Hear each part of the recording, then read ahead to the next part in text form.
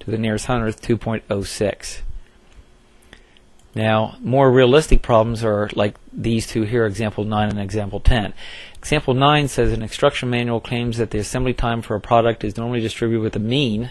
So the mu is 4.2 hours and a standard deviation of 0.3 hours. So the sigma is 0.3 and they both are in hours, so we're in good shape there.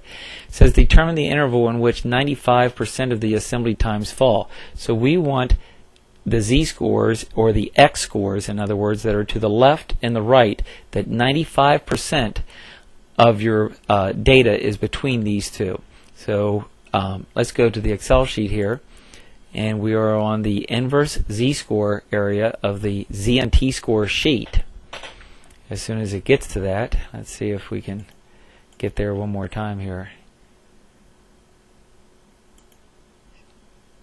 Okay, let's see if we can get there. Taking a while to get here. Here we go. Okay, so what we'll do is in this inverse z-score area, we'll put in our mean, which is 4.2, our sigma, which is 0.3, and then what we are looking for is an interval. It's between two values, and the probability that it's between these two values is 0.95 or 95%. Here's the z-scores, but here are my x-scores.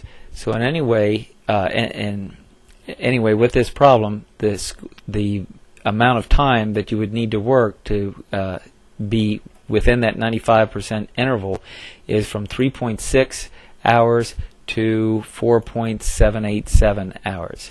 And that would be the answer to problem number 9. Problem number 10 says monthly utility bills are normally distributed with a mean of 100. So the mu is 100 with a standard deviation of 12. So sigma is 12.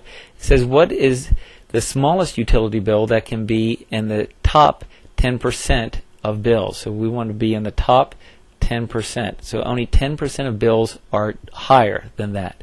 So we would go to the Excel sheet and we would put in our mean. So let me move over here and I'll put in our mean, which is 100, our standard deviation, which was 12, and we want the area to the right, since we're in the top 10%, to be 0.10.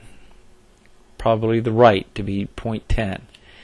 And we get this for the z-score, but in other words, our utility bill would have to be at least this much, $115 and about 38 cents, rounded to the nearest penny.